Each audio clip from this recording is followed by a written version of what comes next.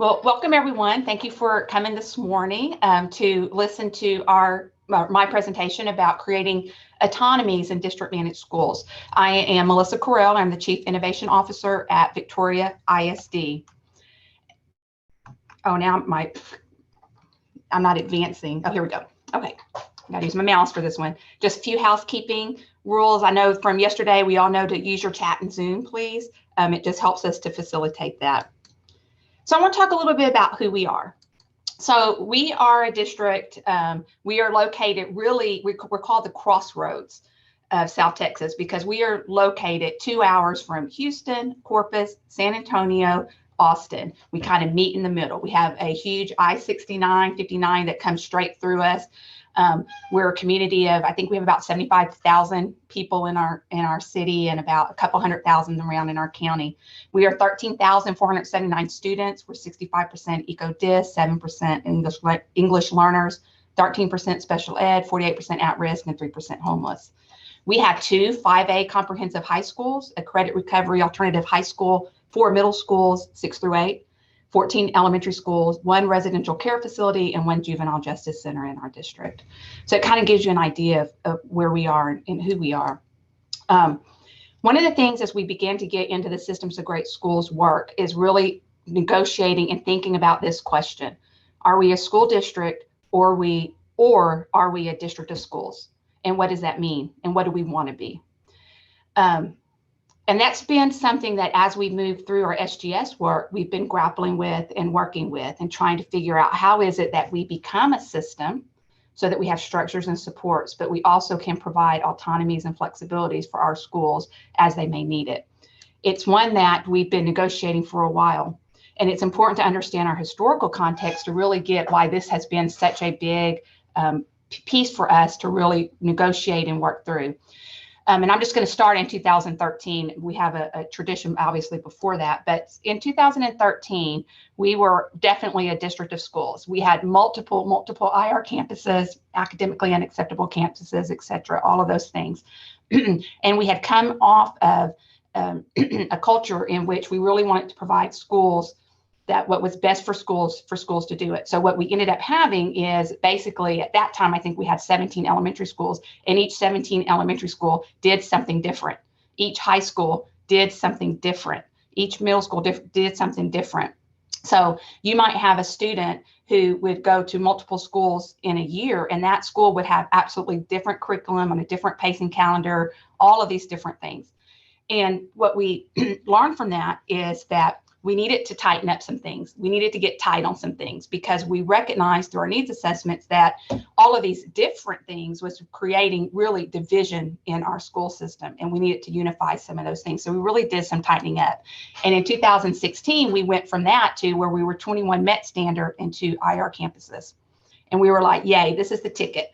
We got all these systems, we got these structures, we have some centralization. We're looking at some pacing calendars. We've got kids doing some district benchmarks at certain times, so we know where we are. We've got all of these things in place. And then we had our shift in our accountability system.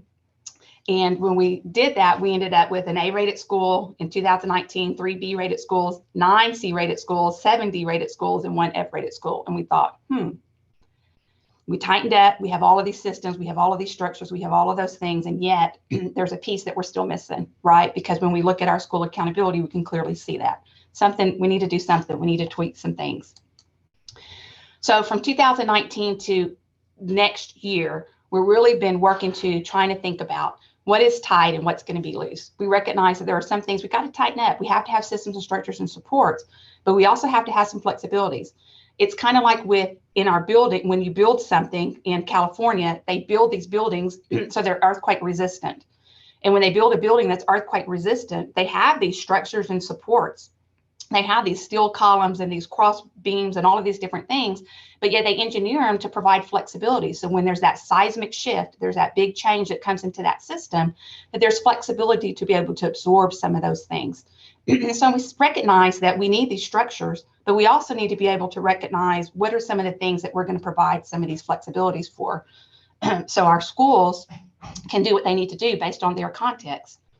So next year, at the end of next year in 2022, we will have implemented 1 partner managed EC3 through first grade. We have one ACE elementary. We'll have one redesign elementary, one redesign middle school, one new school elementary, and one new school middle school through the school action fund grant process, as well as we're implementing some PTEC models, our CCRSM models in the high school. So as we begin this innovation work and really thinking through, we recognize we definitely have to figure out what's tight and what's loose because we're required to do so now. We recognize that a traditional district structure assumes a level of sameness across schools. But when we begin our innovation work with systems of great schools, we recognize that we cannot have the same for all schools. But what we needed to develop is, but how do we provide autonomies for those schools? What does that look like? We do not want to be in a position again that we were prior to 2013, where essentially we had 27 different small school districts working within the context of one big one. So as we began to, again, kind of negotiate, are we a school district or are we a district of schools? We really began to think about why is it that we want some autonomies, and we recognize that some of the benefits of these autonomies are that we can provide choice for schools to develop their own unique framework based on the students at the school. And this is important because one of the things that's important in VISD is that as a school, your school has a heartbeat, it has a soul, it has an identity, and the members who belong to that school belong to this community, and that school serves a need for that community, and we wanted to honor that. But when we have a system where everything has to be the same, we recognize that we were creating barriers for schools to really be able to do what they need to do sometimes for kids. We recognize that autonomy and will allow for trial periods and opportunities to experiment. We recognize that we will be able to look at effective strategies and provide more opportunities for kids and provide opportunities for innovation. We thought that it would increase our ability to respond to campus-specific needs because we're really able to take those needs assessments that our campuses do and really think, this is a need, how can we provide some autonomy for you to be able to meet this need? But we still had this huge struggle with these concerns about autonomy because we lived that life of our history prior to where we kind of were like the wild, wild west. It was like someone handed the keys to the kingdom and said, go forth and find something new to do, but we didn't necessarily have the accountability tied to that. And we didn't necessarily have the systems and structures that we needed to do for those foundations, like those earthquake-proof buildings. They still have systems and structures, but those systems and structures allow for that movement, allow for that flexibility, and we hadn't developed those yet. So we're working through that. So our big concerns about autonomy are, how do we support all these different schools? How do we support different curriculum, the central office? How do we ensure that student mobility, we have very high student mobility in our district. How do we ensure that if a student goes to 2 or 3 campuses, which is very common for some of our kids in a school year, how do we ensure that we're still giving them what they need to get out of that school year? So as we went through this and been thinking about it, that's kind of where we are. We have this tug of war in our mind about, are we a school district? Are we a district of schools? We recognize these benefits, but we still have apprehension. We're still nervous. We are still scared about doing that. What does that look like? So we began this process, and I just developed what I call an autonomy committee. This autonomy committee meets monthly. Its members are made up of decision-making staff across departments. The purpose of the autonomy committee is not a gatekeeper. The purpose of the autonomy committee is to help provide those structures that are flexible, but also strong enough to make sure that we can do these things that we need to do in the schools. And so we're going to go through just this process that we did in VISD and what that looks like.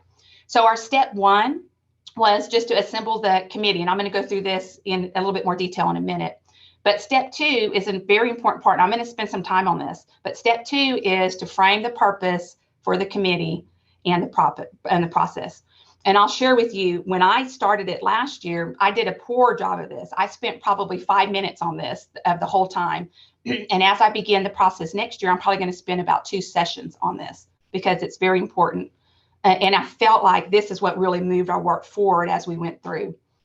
Step 3 is to identify what in the district you are willing to give some unqualified autonomies already, what are some of the qualified autonomies, and what are the things there's like, no, we are completely tight on this. We can't do that. Step 4 and step 5 are kind of like the rinse and repeat. This is your monthly meetings, but that leads to conversations and work within the district to develop the processes to support autonomies.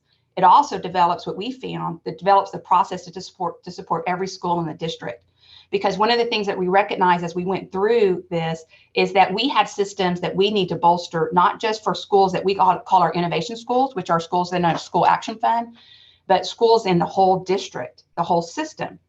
And so as we went through this, we were able to really begin to work through that part.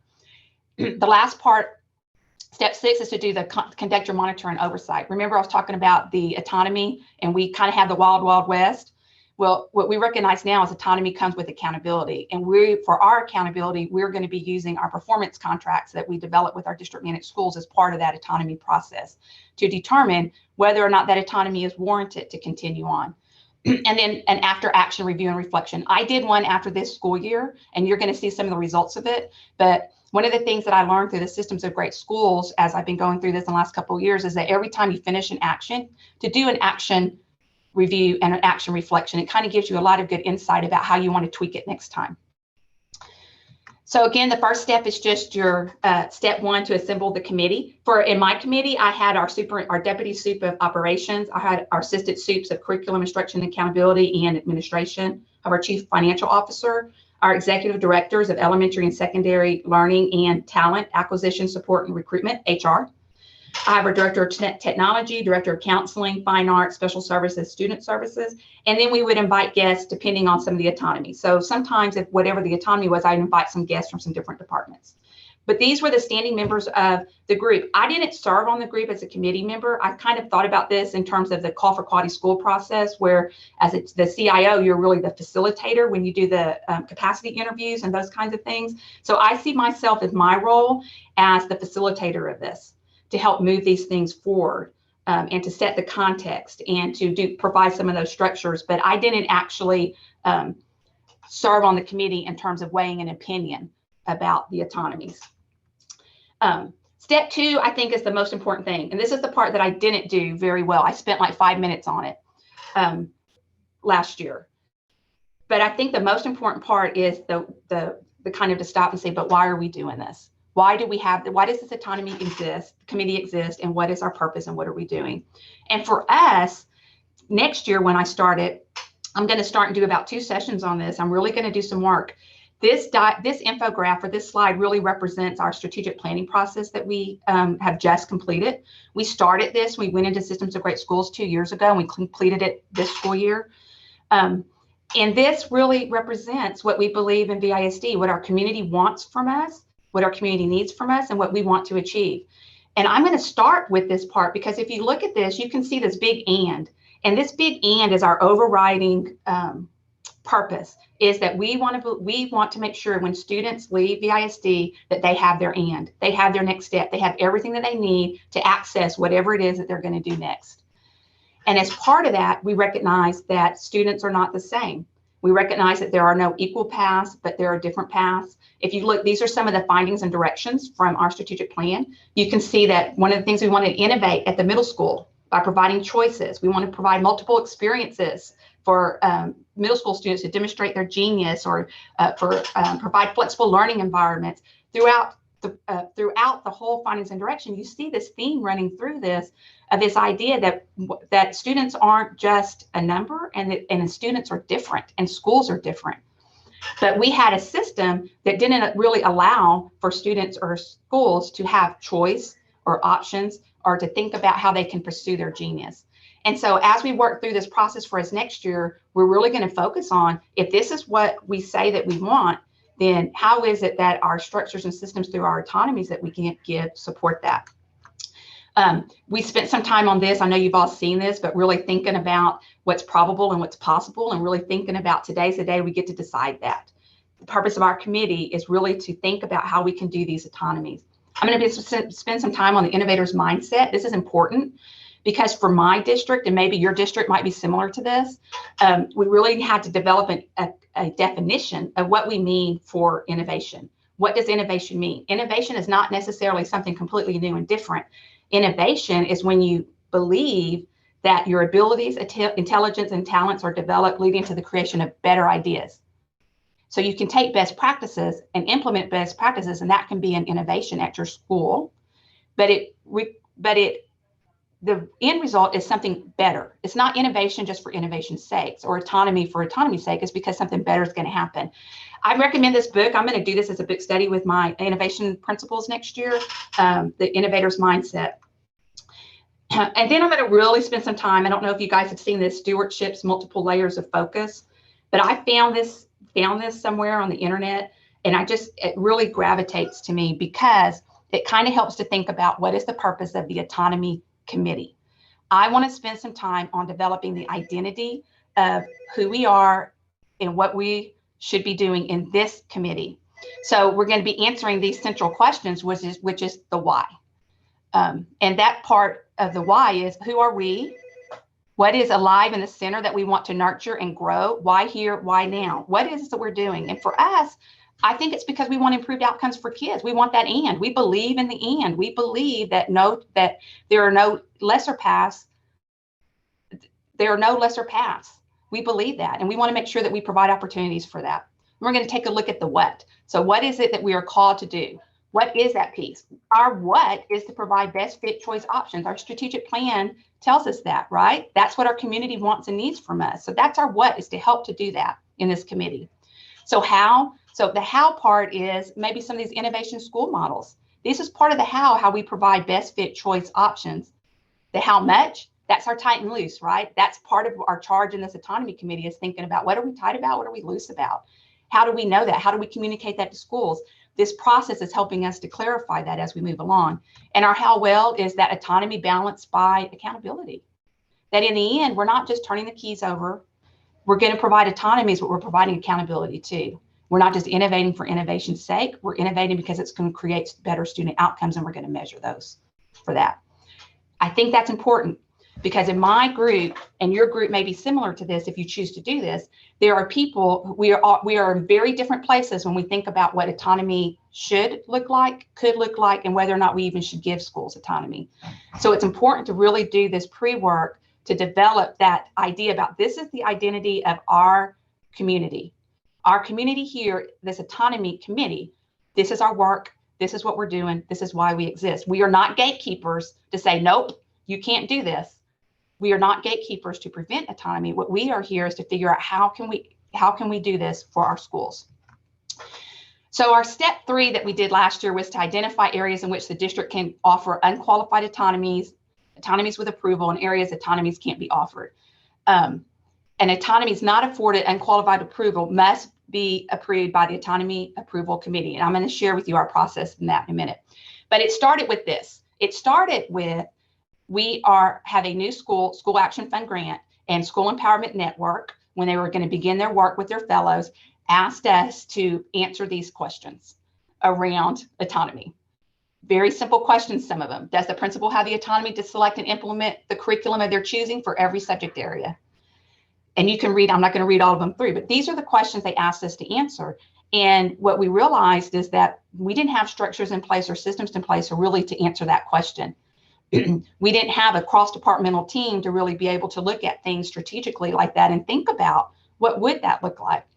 And so very quickly, I said, okay, we need to get this committee together, and we started this. And it started, and then it evolved throughout the course of the year. And what we recognized as through the course of the years it evolved is that what we're really about is thinking about, what are we tight about? What are we loose about? We are very committed to PLC, and that's something that the language that we're very familiar with in VISD is thinking about what's tight and loose for those kinds of things. And so we're thinking about, that's what we're doing with the autonomy committee really, is we're thinking about what's tight and what's loose. So our monthly autonomy committee meetings, we meet monthly. We meet on the 4th Friday. I do 2 hours for them. Requested autonomies are sent to the committee ahead of time. I send them about a week ahead of time to the committee so they have time to review them. And I'm the facilitator. The agenda is simple. This is it every time. The principal does a presentation. We have a Q&A from the autonomy committee, and then we consider the submitted autonomies for approval. And we do a fist of 5 consensus. In the monthly autonomy committee, what they are considering is this autonomy approval form, which we created. And here it is. Here's the first part of it. It's just, you know, the school, that kind of thing. But the part that's important is that model summary and that case for change. They have to write in there, what's my model? What am I trying to do? And why do I need to do that? Here are the other pieces of it that they submit. What is the specific autonomy being requested? The rationale for autonomy? What's the evidence for that? What research have you done? Why is this important? And then the last part is the feedback for school. This is what we give them at the end of it. And this is one I just snipped from one of our schools. But in this particular one, we approved with contingencies. And that contingency is we approve it, but we need to make sure that we have a few things that need to address, and then we tell them what they need to do. And then at the very last one where it says contingency plans and updates from school, please link documents, that's their plan. That's their contingency plan that gets submitted to be approved. They don't have to go back to the autonomy committee for that. We've kind of approved it. We just want to make sure that some of the things are tweaked. And then the other feedback is the approved. We did not have anything that came to the autonomy committee that we did not either approve or approve with contingencies. And I was proud of that, because to me, through the growth of this group as we went through this year, showed this building capacity for innovation in the ISD, because we really had members being and talking and articulating about, listen, we have to give them space to provide things that they need to do for their school model. We have to be able to do that. Remember, I'm the facilitator, so I just facilitate. The members of the team are discussing. So it really showed for us, it really created an option, it really created an opportunity for us to really capitalize on this idea that we've been working towards for the last couple of years, which is that we're going to do some things different, and we're going to do those things different because they're better. And we're going to have some accountability tied to it with some student outcomes. And we're going to develop those processes to do that. And we're going to work together as a cross-departmental team. It's not the Office of Innovation who's deciding autonomies. It's not the Office of Innovation who's doing all this work. As a school district, we do this work together. And this created a system for us to begin to work through that. So step 5 then is that rinse and repeat. Step 4, we have a monthly meeting. And then step 5, every month we realized we had work that came out of the autonomy committee, and we began to develop some processes. This is just an example of one of them. We developed a process for tight and loose for developing, for selecting tier 1 instructional materials that we can use not only with our innovation schools, but also with all of our schools in our district. And so we were able then to develop some structures and systems that, again, provide that support, but allow that flexibility when that flexibility is needed. Step 7 is the monitoring and oversight. We're going to use our performance agreements that we develop with our district managed schools. But if you would remember in the autonomy form, there's also a space that you could put in there should you want to do that for how you're going to measure this, and then you can measure it using that. But I think this is important for our district and for any district, because again, autonomy is there because we believe it's going to do something better. And we don't know that yet because we haven't done it yet, but if we got to monitor it and measure and see whether or not that autonomy really does do something better. And if it does, great. If it doesn't, again, that needs assessment, that continuous improvement kicks in to try to work through it. And then at some point, if it's just not working, then we have to say this autonomy is not giving us the outcomes that we need. And then the last part is this after action reflection. And what I did for this year is I just did forms that my autonomy committee members filled out. And here's some of their responses that they had. So the strengths of the autonomy committee for them was this collaboration and deep discussion. These are I should have put quotes around it, but I didn't. These are actual things that people wrote. Collaboration and deep discussion. The committee seems to care about and give great consideration to requests. Problem solving as a team. That we included staff from different departments where each member brings a different lens to make decisions. The planning process, the thought that's being involved, the meetings and discussion for possible autonomies. And what I think is important of this as we move through our Systems of Great Schools journey is, again, it's that thinking about your central office differently, that lever 4 piece of it. This is a piece that it's allowed us to move forward in this cross-departmental collaboration, thinking of things as a system, working together to figure out how we can solve these problems. And it really then, to me, exemplifies that problem-solving perspective of the Systems of Great Schools. Here's some lessons we learned. Start with the why. Spend some time creating a common shared vision and purpose for the group. I spent a long time today talking about that. I'm going to spend a lot of time before we actually begin the work next year with my autonomy committee, talking about this some more. We need to develop clear processes and clearly communicate the process with campuses. We realized that we didn't have clear processes for many of the things that we needed to have, not just for autonomy, but just in general. Again, the needs assessment came up. That was important. The need to define systems in areas that are tight and loose.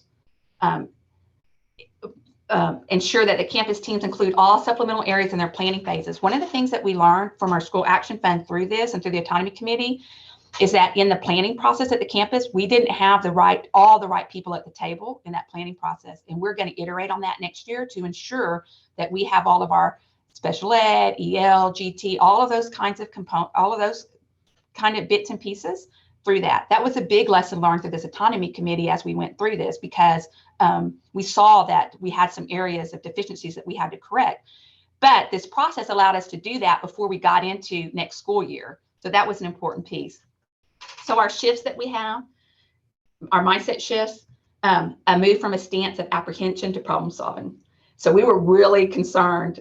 There were many people that were very, very concerned about these innovation schools and about the autonomies that were going to happen. But it really allowed us to move to, okay, let's make this happen. Let's figure out how this works together. We understand autonomy comes with accountability, and that autonomy and innovation only if it will produce better results. We're not just doing this to do it. We're doing it because it's better for kids. We want best fit choice options for kids because we believe in that and that's why we're doing that. Then this is a summary of the process again. So where have we been? Where are we going? I talked about where we've been. So what we hope to do by 2024 is to have some defined autonomies and earned autonomies. As we go through this iterative cycle, we're gradually adding on some of these structures and processes, and we have a lot more clarity around many of these systems and pieces. And so I really feel like by 2024, we'll be able to identify many of those and be very clear on those. And we want to be a school district where we have, this is our North Star goal for our SGS goal. We have 8 A or B campuses, no D and F campuses, and all of our schools meet our community needs on our community-based accountability. So are we a school district or a district of schools? We are a school district with the recognition that a school district means that we have some structures and supports that can give and flow as we need to. Does anybody have any questions?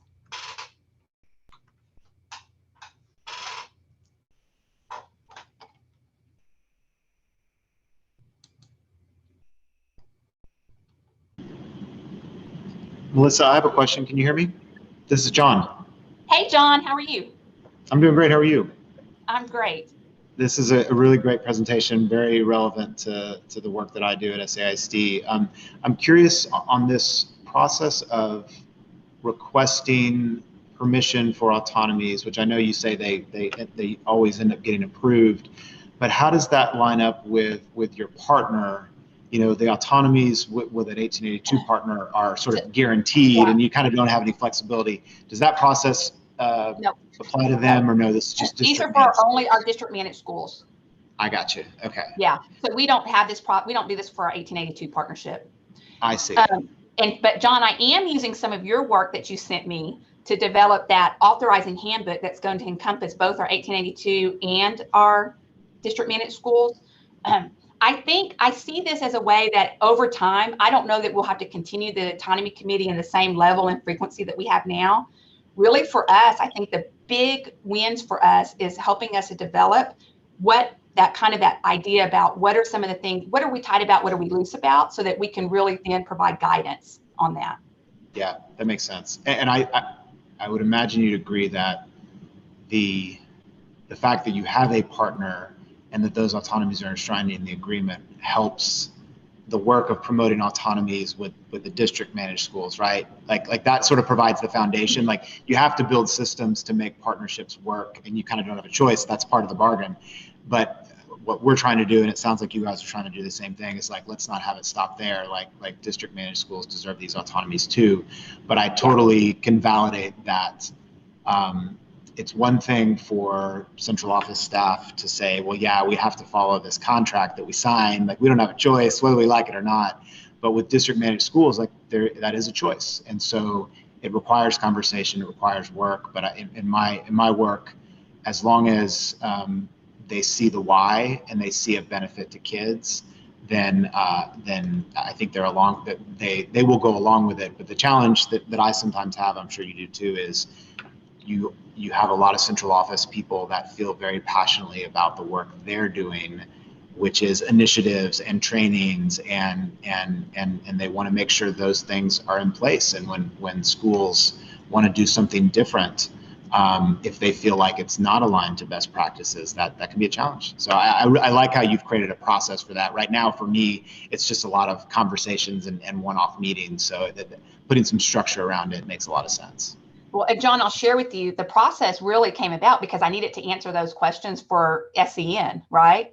And what I learned from the process is the evolution that this creates an opportunity for dialogue and growth in our district, as in our cabinet level people, in our district level people, as well as our school. And so I think that was the great benefit of that I didn't recognize just coming in to it. Yeah, I didn't think ahead for that, right? I just realized that as we were going along. I was like, hey, that's right. This worked.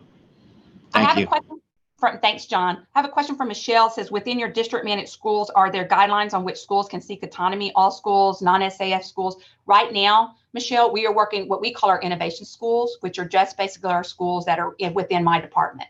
So that's kind of our school action fund schools. We have a blended learning grant program school. We've got our CCRSM models, those kind of schools right now. The conversation that we're having and evolving is, how is it then that we can have at what we're calling a traditional school?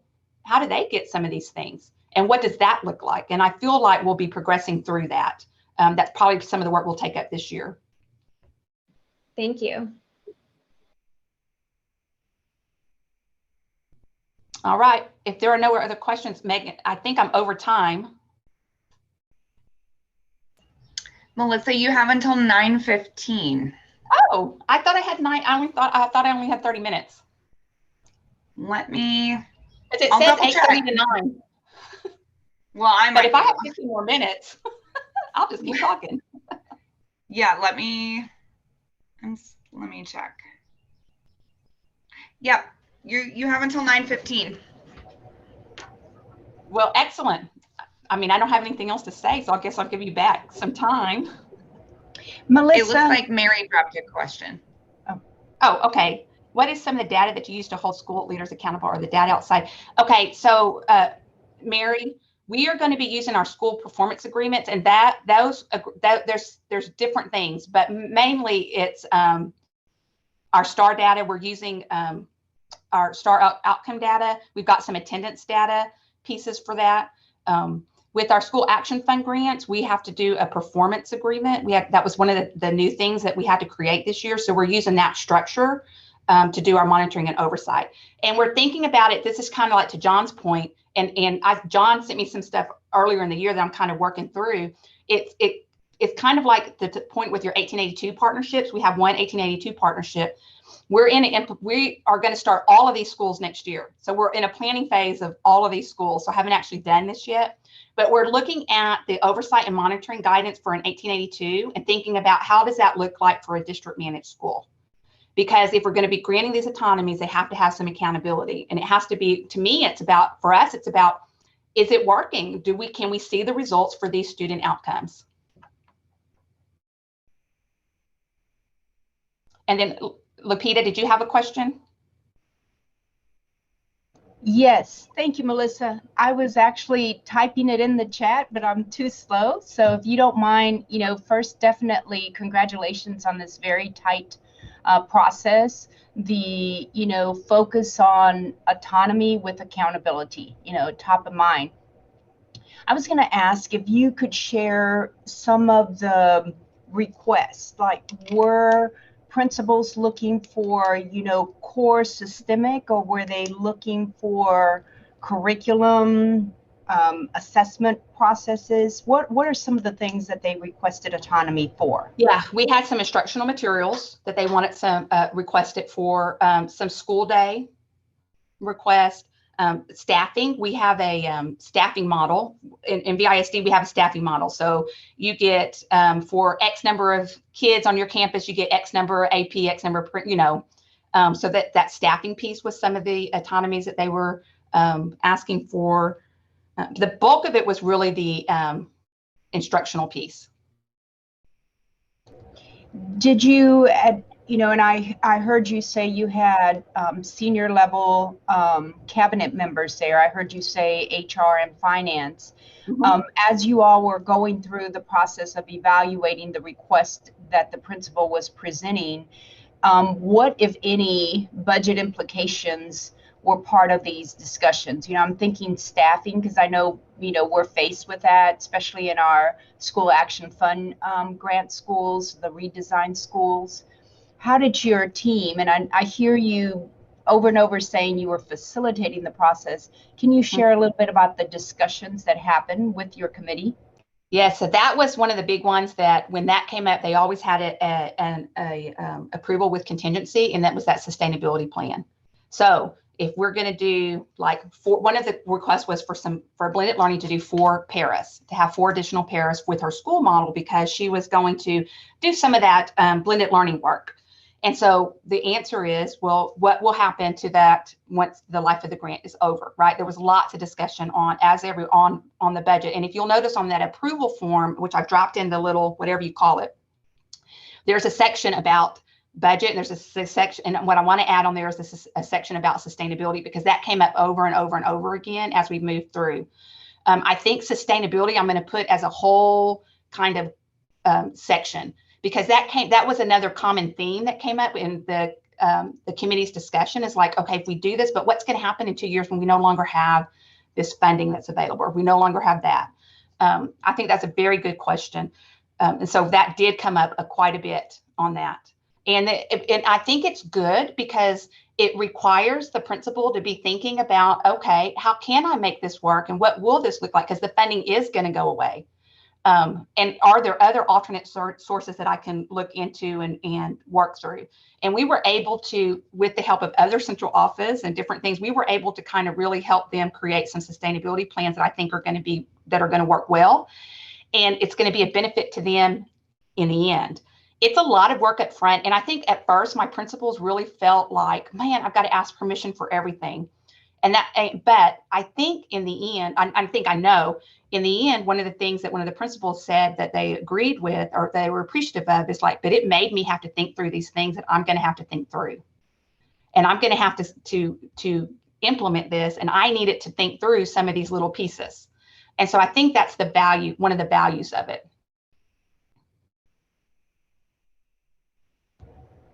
Thank you. Really appreciate that. And you're absolutely correct. When the funding goes away, now what, right? Mm-hmm. Yeah.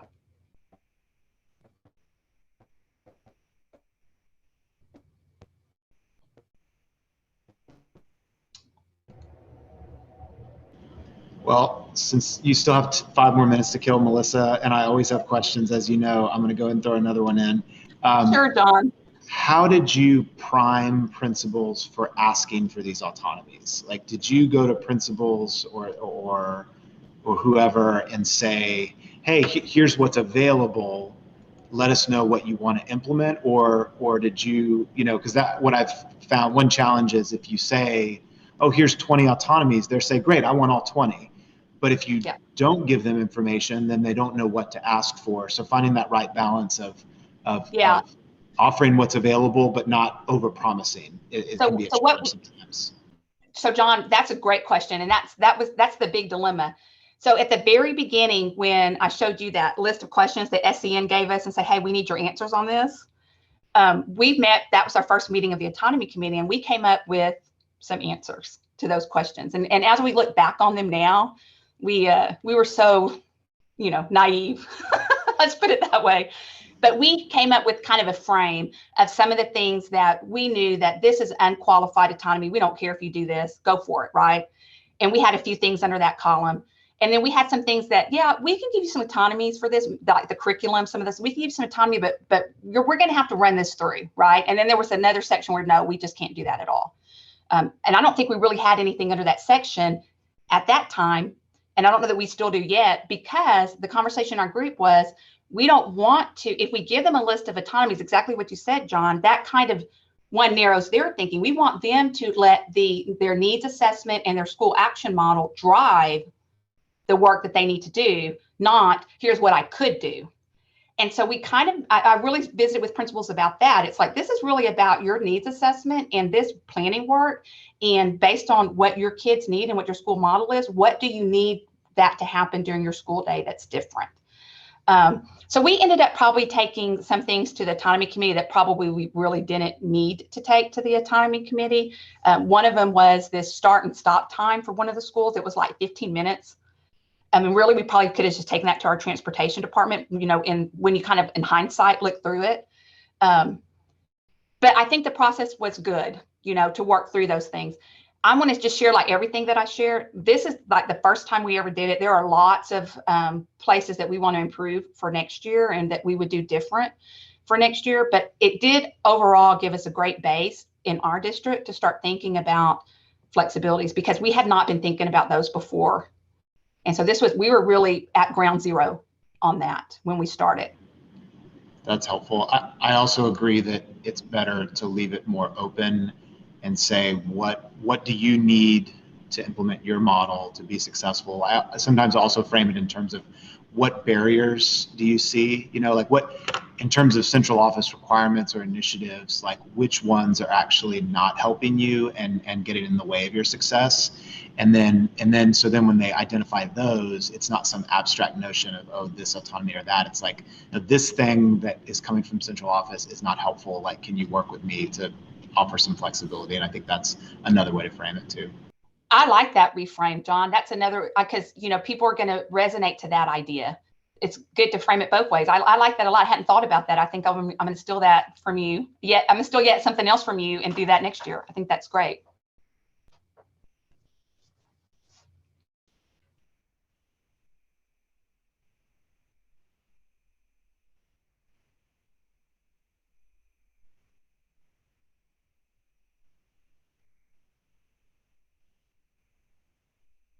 Any other questions before we wrap it up?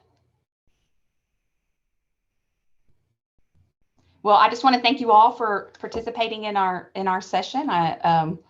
If you are interested or you want more information, don't hesitate. Give me an email or whatever, and I can help you in any way.